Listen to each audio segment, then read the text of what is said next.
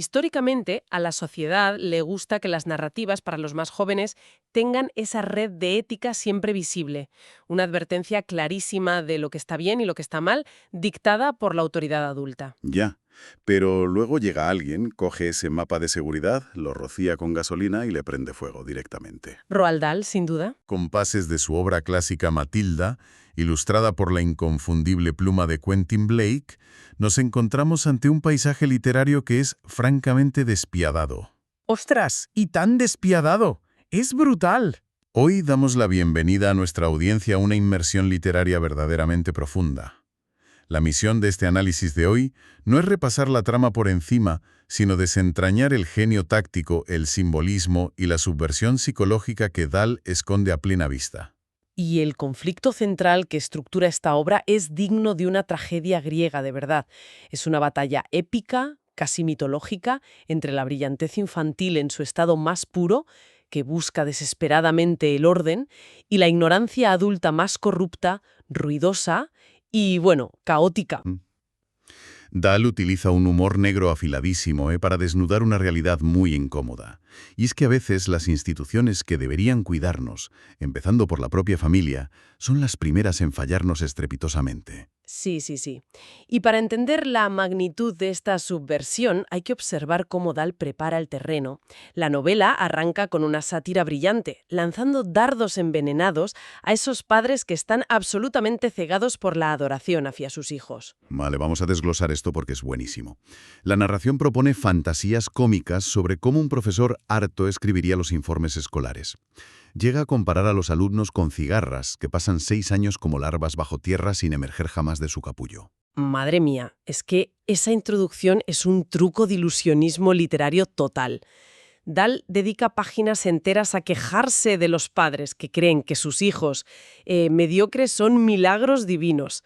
Crea una falsa sensación de complicidad con el lector adulto. Claro, nos hace reír, nos relaja. Pensamos que estamos en el mismo bando. Exacto.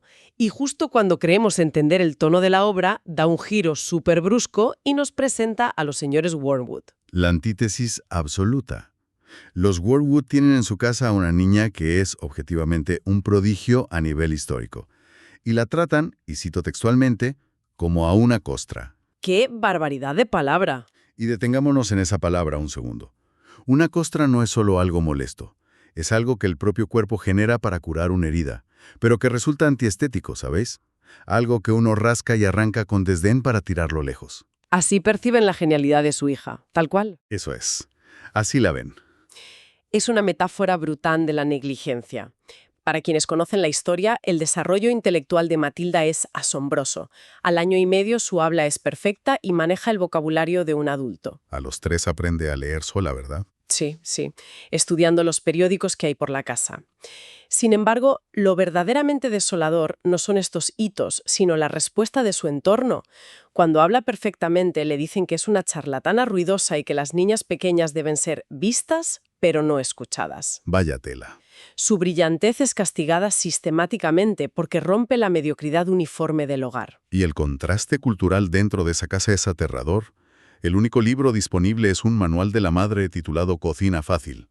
Matilda, con 4 años, recordemos 4 años, lo lee de principio a fin, memoriza las recetas y, claro, pide algo más. Lógico, su mente necesita más alimento. Pues la respuesta del padre, al pedirle que le compre un libro, es una apología total de la ignorancia.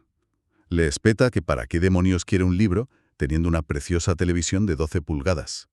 Esa frase lo resume todo. Ese rechazo es lo que empuja a una niña de 4 años a caminar sola, cruzando el pueblo hasta la biblioteca pública, mientras su padre estafa a la gente y su madre juega al bingo a kilómetros de distancia. Y ese paseo en solitario hacia la biblioteca, fíjate, es el primer acto de verdadera emancipación de Matilda. Es un exilio voluntario de la ignorancia. Y allí se encuentra con la bibliotecaria, la señora Phelps, que actúa como el primer adulto funcional en su vida. Menos mal que aparece alguien con sentido común. Totalmente. Después de devorar la sección infantil, Matilda pide un libro de los de verdad, de los que leen los adultos. Y aquí me gustaría introducir una analogía para nuestra audiencia. Siempre he visto a la señora Phelps como una especie de entrenador de alto rendimiento. ¡Ostras, qué buena comparación! A ver, cuéntame. Pues piensa que un entrenador de halterofilia de élite no le da pesas de plástico a su mejor atleta por miedo a que se lesione. Sabe exactamente cuánto peso real ponerle en la barra para forzar el crecimiento del músculo. Claro, le exige lo justo para mejorar. Exacto. Pues tras dudar un instante, la señora Phelps le entrega grandes esperanzas de Charles Dickens. Y la razón subyacente de esta elección es clave. Le da a leer a Dickens porque sabe que esos textos complejos son las pesas que desarrollarán el vocabulario moral de Matilda. Qué interesante verlo así. Necesita esas palabras adultas, esa estructura de pensamiento complejo, para poder diseccionar, entender y finalmente combatir la injusticia que reina en su propia casa. Esa es una perspectiva fascinante. Los libros no son solo un escape para ella, son su armaría intelectual. A partir de ese momento, su pequeña habitación se transforma en su santuario. Su refugio personal. Sí, mientras la casa está vacía por las tardes, se prepara su taza de chocolate caliente o bovril y navega en antiguos veleros con Joseph Conrad o viaja a África con Ernest Hemingway. Qué maravilla de imagen, de verdad. Esos autores le proporcionan el léxico para identificar la corrupción, y eso nos lleva inexorablemente al momento en que ese vocabulario choca de frente con la realidad. Exactamente. Ese intelecto recién armado tiene que enfrentarse a la antítesis de la honestidad literaria, que es el señor Wormwood y su concesionario de coches de segunda mano. Dahl no escatima en la descripción del villano. Físicamente es un hombrecillo de aspecto ratonil, con los dientes sobresaliendo bajo un fino bigote. Un retrato muy grotesco. Y tanto. Pero es su indumentaria lo que resulta revelador. Viste chaquetas de cuadros de colores estridentes y corbatas amarillas o verde pálido. Y, a ver, esa ropa no es solo una elección estética al azar. Claro que no. Es la encarnación visual de la contaminación moral de este personaje. Esa chaqueta a cuadros y esa corbata chillona representan el ruido visual, la charlatanería, el exterior estridente diseñado para distraer del vacío absoluto que hay en su interior. Es la estética clásica del vendedor de humo. Tal cual, el vendedor de humo de manual. Y sus prácticas comerciales reflejan exactamente esa putrefacción interna. Se enorgullece de explicar a su hijo, Michael, su supuesto heredero intelectual, cómo engaña a los clientes. Las tácticas son de un cinismo abrumador. Mezclar serrín con el aceite de la caja de cambios para silenciar el traqueteo lo justo para que el comprador se aleje unos kilómetros. O usar un taladro eléctrico de alta velocidad conectado al cable del velocímetro para quitarle 50.000 millas al coche en cuestión de minutos. Y encima lo cuenta gritando ¡Eureka! Sí, como si hubiera descubierto la penicilina o algo así. Como si fuera un pionero de la ciencia y no un vulgar estafador. Y ese es el epicentro del choque ético en la novela. Matilda, armada con la rectitud moral que ha absorbido de sus lecturas, no puede contenerse y lo llama deshonesto a la cara. Le dice que eso es hacer trampa, que es un fraude. Una niña de 5 años cantándole las 40. Exacto. Y la respuesta del señor Wormwood cristaliza la filosofía del antihéroe moderno. Le dicen, nadie se ha hecho rico siendo honesto. Los clientes están ahí para ser engañados. Pero quiero plantear una duda razonable aquí, empujando un poco los límites de nuestro análisis para quienes nos escuchan. Entendemos que Matilda detesta la estafa financiera, por supuesto, pero ¿es realmente la deshonestidad económica lo que más la enfurece? ¿O es el orgullo delirante que él siente por su propia mediocridad? Es una buena pregunta. Porque el señor Wormwood no roba con vergüenza por necesidad. Él roba creyendo firmemente que su vileza es una forma de genialidad superior. Es una precisión inmejorable. Lo que verdaderamente saca de quicio a Matilda es la arrogancia de la estupidez. El señor Wormwood exige respeto e impone su autoridad basándose en tácticas de las que cualquier mente ilustrada se avergonzaría profundamente. Ya te digo. Y es esta indignación ante la estupidez entronizada lo que obliga a Matilda a cambiar de estrategia. La superioridad moral, o sea, el simple hecho de saber que tienes razón, es completamente inútil cuando convives con un narcisista con poder institucional. Y aquí es donde la dinámica da un giro psicológico fascinante. O sea, aquí es donde se pone realmente interesante la cosa. Pasamos de la resistencia pasiva a la guerra de guerrillas. Literalmente. Matilda decide que cada vez que sus padres sean bestiales con ella, contraatacará de forma encubierta. Y su primer objetivo es el preciado sombrero de su padre. Un sombrero de copa plana, un pork pie, con una pluma de arrendajo, que él cree que le da un aire audaz. Sí, se cree súper elegante. Pues Matilda usa un bastón para alcanzarlo. Aplica una fina y pulcra línea de superglue por todo el borde interior y lo devuelve a su sitio sin que nadie lo note. Lo fascinante aquí es que la elección del pegamento es una genialidad táctica. Es un castigo que ataca directamente el ego y la vanidad del padre. Pero detengámonos a analizar el mecanismo de esta venganza porque es de locos. Adelante, ilústranos. El padre se pone el sombrero, va a trabajar y cuando intenta quitárselo descubre que el pegamento es tan fuerte que se arrancaría la piel. Se ve obligado a pasar todo el día en su garaje de mala muerte fingiendo que llevar el sombrero en interiores es una decisión de estilo. Como un gángster de cine de Hollywood. Eso es. Todo para no perder la cara ante sus empleados. Entiendo que, claro, como lectores celebramos la victoria de Matilda, pero haciendo de abogado del diablo y mirándolo fríamente, a ver, pegarle el sombrero al padre con un adhesivo industrial que le arranca la piel es un acto de pura venganza física. Ya, visto así suena duro. ¿No rebaja esto a la niña al nivel de matonería, de violencia física, que tanto critica en su padre? Es una objeción muy válida y un debate central en la obra de Dahl. Pero la respuesta corta es no. Y la clave reside en la asimetría de poder. Matilda es, a todos los efectos, una prisionera sin ningún tipo de autoridad legal, económica o física en ese hogar. Vale, entiendo por dónde vas. Su venganza no es un arrebato emocional ni un acto de crueldad gratuita. Es una operación quirúrgica y fríamente calculada para establecer límites de supervivencia. Cuando el oprimido no tiene acceso a la justicia formal, el sabotaje se convierte en su única herramienta de disuasión. Totalmente cierto. Y Dahl lo retrata con una comedia física magistral que despoja al padre de toda su dignidad intimidatoria. Al llegar a casa, la madre intenta arrancar el sombrero con un tirón, provocando un grito atronador del padre. Normal, se creía que le arrancaba media frente. Sí, teme perder la piel literal. Mientras tanto, Matilda observa la escena desde su sillón, por encima del borde de su libro, y con una inocencia venenosa le pregunta: «¿Qué pasa, papá? ¿Se te ha hinchado la cabeza de repente?» Madre mía, qué fría. Es guerra psicológica pura. Es brillante. Y para sellar su coartada, fíjate, ella misma inventa una historia sobre un niño ficticio que se manchó de pegamento, se metió el dedo en la nariz y tuvo que ir así durante una semana. Manipula la percepción de los adultos con una facilidad pasmosa. Se los mete en el bolsillo. El clímax visual de esta secuencia es patético y grotesco a partes iguales. El padre durmiendo con el sombrero puesto y el pijama de rayas. ¡Qué imagen! Y la madre teniendo que cortar el fieltro a pedazos a la mañana siguiente, dejándole un anillo blanco de calvicie monacal y trozos de cuero pegados a la frente. Trozos que Matilda, durante el desayuno, compara fríamente con piojos marrones correteando por su cara. Uf, la humillación es total. Sin embargo, sabemos que los tiranos carecen de la capacidad de introspección. Las lecciones rara vez son permanentes.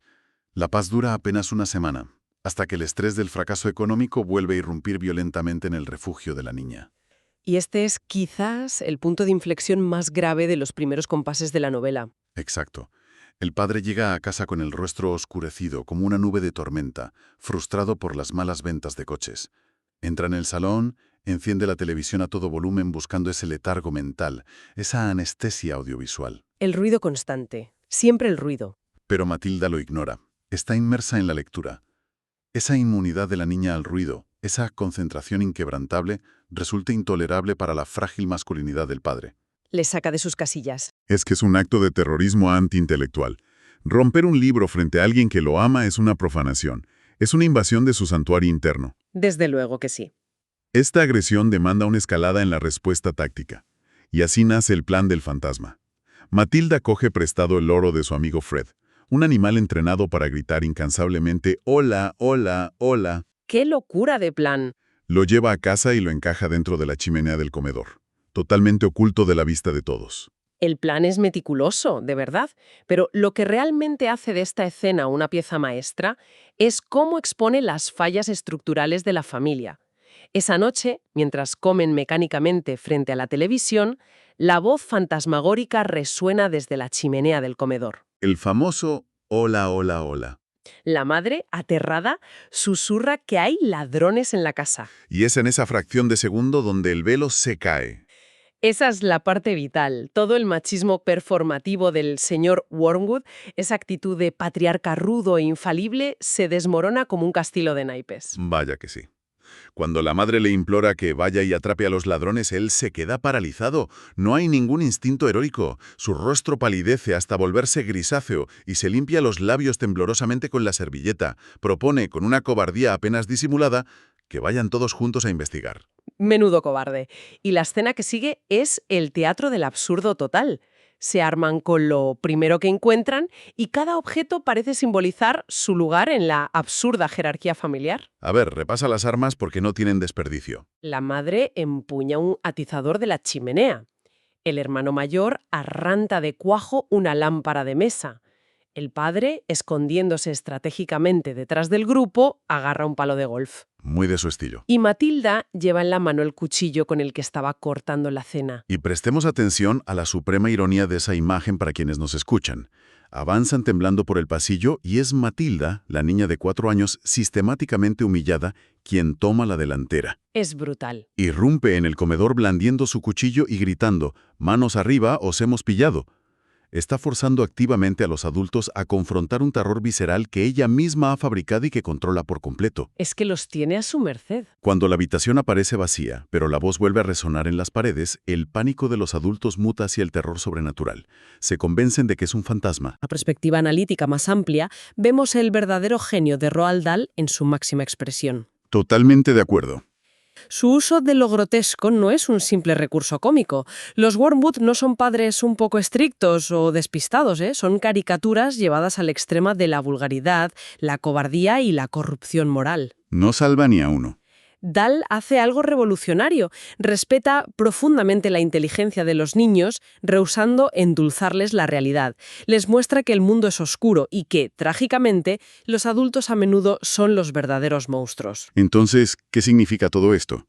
Esa oscuridad está cimentada sobre símbolos muy concretos que estructuran toda la novela. Pensemos en el contraste constante entre la televisión y el libro en el hogar familiar. Es muy evidente, sí. La televisión de los Wormwood no es solo un electrodoméstico, es un altar al ruido ensordecedor, a la pereza mental, a la sumisión pasiva frente a una realidad vacua. La familia ni siquiera se mira a los ojos, comen de rodillas, hipnotizados por la pantalla.